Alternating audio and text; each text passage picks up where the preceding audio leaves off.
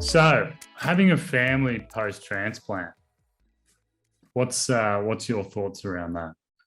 Yeah, so I asked this question when I was 18 at the time, right before the transplant, and the exact response I got was, yeah, look, you can probably try, but you'll just have to see.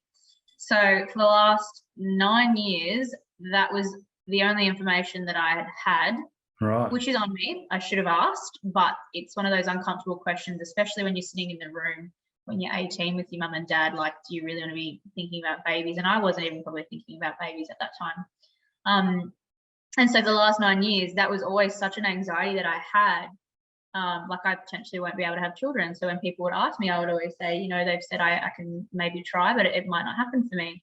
And I've been with my partner now for 4 years, and that was something that I had always mentioned and I was always so worried about.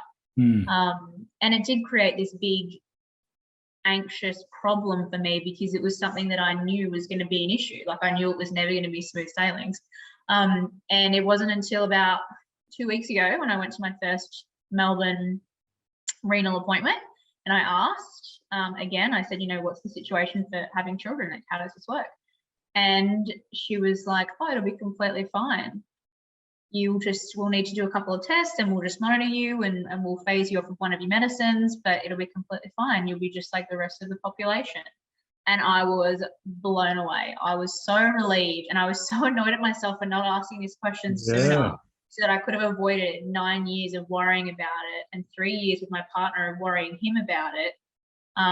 So I'm excited to do that. That's not going to happen for another couple of years, but I'm excited for that and I feel a lot less worried about that. So yeah, it looks good.